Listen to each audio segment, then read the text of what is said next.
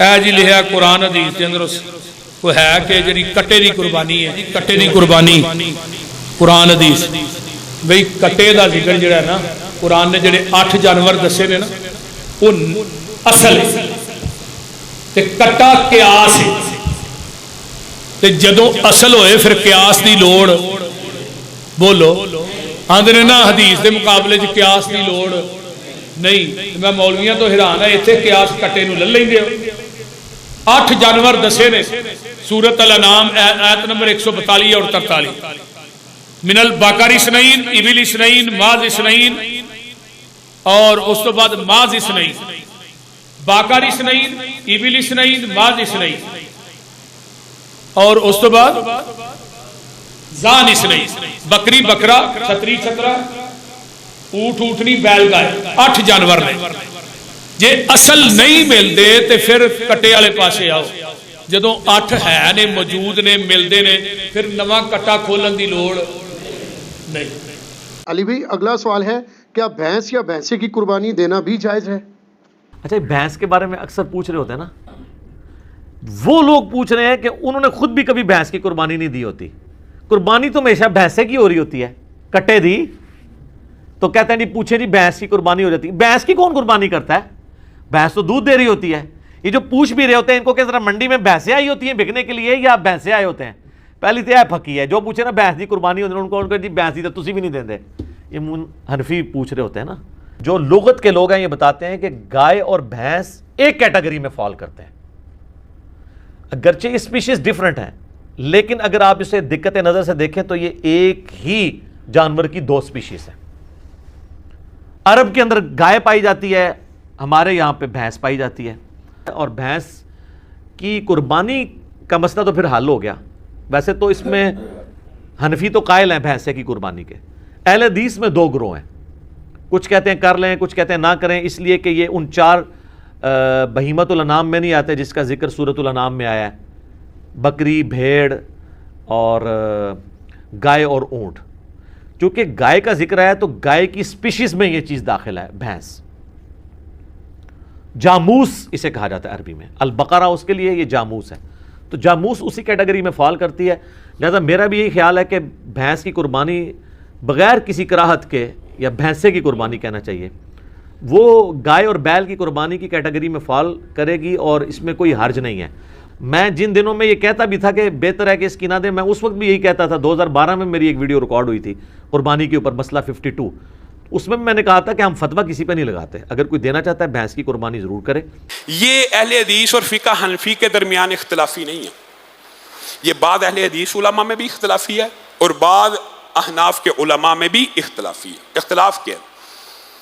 اختلاف یہ ہے کہ جی بھینس اور کٹا گائے کی جنس میں سے ہیں. جو اس کو حلال سمجھتے ہیں قربانی کے لیے ان کا دعویٰ یہ ہے کہ بھینس اور کٹا گائے کی جنس میں سے ہے. یہ دلیل دینا ان کے اوپر واجب ہے. وجہ کیونکہ قربانی کے لیے اللہ رب العزت نے 4 جوڑوں کو حلال کیا قربانی کے لیے. یہاں ایک بات سمجھنے کی ضرورت ہے. بعض لوگ یہ سمجھتے ہیں کہ سارے حلال جانوروں کی قربانی ہے، ہرگز نہیں. حلال جانوروں میں سے 4 جوڑوں کی قربانی ہے. من الابل اثنین، اونٹ میں سے بکر اثنین، گائے میں سے یعنی نر مادہ، اونٹ اونٹنی، بکرا بکری، چھترا اور چھتری اور دمبا رسول اللہ کی حدیث کے مطابق. ان 4 جوڑوں کے بعد دمبا جو ہے وہ رسول اللہ کی حدیث کے مطابق ہے. اب قربانی انہی 4 جوڑوں میں ہوگی.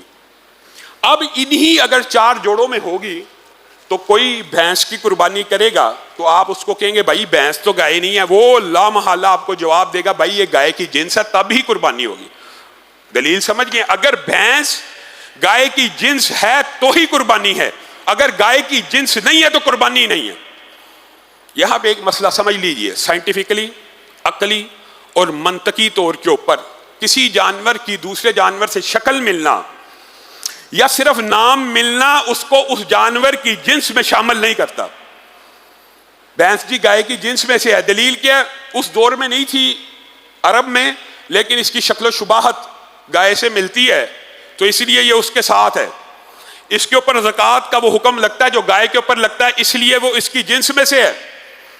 یہ دو دلیلیں ہیں جو دونوں دلیلیں اگرچہ علماء کی ہیں لیکن دوسرے علماء کے موقف کے مطابق یہ دلیلیں باطل ہیں۔ گائے اور بھینس کی جنس سائنٹیفکلی کروموزومز کے اعتبار سے بھی فرق ہے اور عقلی اور منطقی اور ظاہری طور پہ بھی فرق ہے۔ گائے کا بچہ 9 ماہ میں جنم دیتا ہے، بھینس کا بچہ 10-11 ماہ میں جنم دیتا ہے۔ بھینس کے سینگ بل کھاتے ہوتے ہیں، کبھی آپ نے گائے کے سینگ بل کھاتے ہوئے نہیں دیکھے ہوں گے۔ بھینس کیچڑ پسند، پانی پسند جانور ہے، گائے صفائی پسند جانور ہے۔ کبھی آپ گائے کو دریا میں یا کیچڑ میں لوٹ پوت ہوتے نہیں دیکھیں گے۔ بھینس کو آپ چھوڑیں سب سے پہلے کیچڑ میں جائے گی اور پانی میں جائے گی۔ دودھ کی نوعیت کا بھی فرق ہے۔ پھر جنس کے اختلاف ہونے کا سب سے بڑا جو سائنس کے طالب علم ہیں وہ بھی جانتے ہیں اور جو عام لوگ ہیں وہ بھی جانتے ہیں، فیملی ایک ہو، سپیشیز الگ بھی ہوں لیکن اوپر سے فیملی ایک ہو تو بھی ان سپیشیز کا آپس میں اختلاط ہو جاتا ہے، آپس میں تعلق قائم ہو جاتا ہے، آپس میں انٹرکورس ہو جاتا ہے۔ آپ دیکھیں گدھا اور گھوڑا الگ الگ جنس ہے کہ نہیں؟ فیملی ایک ہے تو گدھا اور گھوڑا کا آپس میں ملاپ ہو جاتا ہے کیونکہ کروموزومز کا سٹرکچر ایسا کہ ملاپ ہو سکتا ہے۔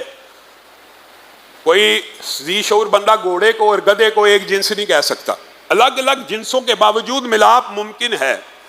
اسی طرح زیبرا ہے۔ اب یہاں پہ آپ بھینس کا اور گائے کا ملاپ کر کے دکھائیے، نہیں ہو سکتا۔ یعنی صرف جنس فرق نہیں ہے، فیملی بھی فرق ہے، اور اس فیملی کو بفلو کہا جاتا ہے، یہ جنگلی جانور ہے اور وہ پالتو جانور ہے۔ اس کو آپ ہل میں جوت لیں گائے کو جتنے مرضی سال، بھینس کو جوت دیں، یعنی زمین آسمان کا فرق ہے۔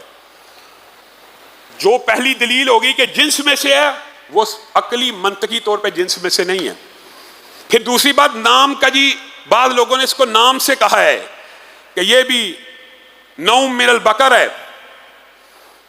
اب آپ ایمانداری سے بتلائیے گا، زیبرا اس کو کیا کہتے ہیں عربی میں؟ حمار وحشی۔ حمار کیا نام ہے؟ حمار۔ کیا نام حمار ہونے سے زیبرا حرام ہو جائے گا؟ گھریلو گدھا تو حرام ہے اور زیبرا حلال ہے۔ صرف نام ہونے سے بھی، اول تو یہ دلیل ویسے ہی کمزور ہے، لیکن اگر کسی نے کہہ بھی دیا ہے تو ہم نام ہونے سے بھی چیزوں کی حلت اور حرمت اور قربانی میں داخل نہیں ہو سکتی۔ لیکن بات وہی ہے، چونکہ علماء کا اختلاف ہے تو اگر کوئی ایک موقف کو اختیار کرے اس کے لیے سختی نہیں ہونی چاہیے، کوئی دوسرے کو اختیار کرے اس کے لیے سختی نہیں ہونی چاہیے۔ لیکن پھر جو یہ آخری دلیل وہ یہ دیتے ہیں، 3 ہی دلیلیں ہیں۔ تیسری دلیل کہ بھینس کے اوپر احکامات لگتے ہیں گائے کے زکوٰۃ والے۔ یہاں پہ یاد رکھیے احتیاط کا ایک کلیہ ہوتا ہے، فقی۔ بھینس کے اندر زکوٰۃ دینے میں احتیاط ہے کہ گائے کے اوپر قیاس کیا جائے اور اس کے مطابق زکوٰۃ دی جائے، اور قربانی کے اندر احتیاط یہ ہے کہ وہ نہ کی جائے۔ احتیاط کے بھی 2 فقہی قاعدے ہوتے ہیں۔ قربانی کے اندر بھینس کو لے کے جائیں تو احتیاط یہ ہے کہ ان 4 اجناس کی جائے اور بھینس کو نہ کیا جائے، اور زکوٰۃ کے اندر جب احتیاط کا کلیہ آئے گا تو ادا کرنا احتیاط کا پہلو ہے، اس لیے یہاں پہ احتیاطاً ادا کی جاتی ہے۔ تو یہ 3 جو دلائل ہیں یہ ان لوگوں کے ہیں، اور میں حیران ہوتا ہوں کئی مرتبہ کہ بھینس کی قربانی پہ اتنا لمبا چوڑا 10 دن بحث ہوتی ہے، ہر سال 10 دن۔ بھینس تو اب گائے سے سستی رہی بھی نہیں، بھینس تو اب مہنگی ہے۔ اب گائے اویلیبل ہے، اب وہ 4 اجناس جن کے اوپر کوئی شک و شبہ نہیں موجود ہیں، تو ان کو کرنے کی بجائے ایک مشکوک چیز کو کرنے کا کیا فائدہ ہو سکتا ہے؟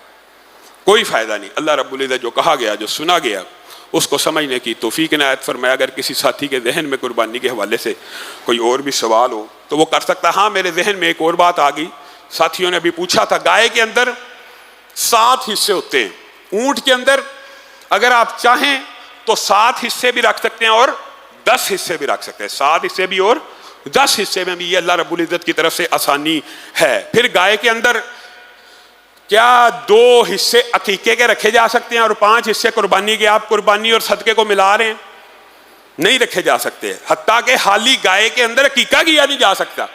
گائے کا عقیقے کے ساتھ کوئی تعلق نہیں، عقیقے کے لیے ایک مکمل جانور کی جو حدیث ہے، ہاں اس جانور کی شرط دوندہ ہونا ضروری نہیں ہے، وہ کم عمر ہو سکتا ہے، اس میں کسی بھی قسم کے کوئی اچنبے کی بات نہیں ہے۔ اللہ رب العزت جو کہا گیا، جو سنا گیا، اس کو سمجھنے کی تو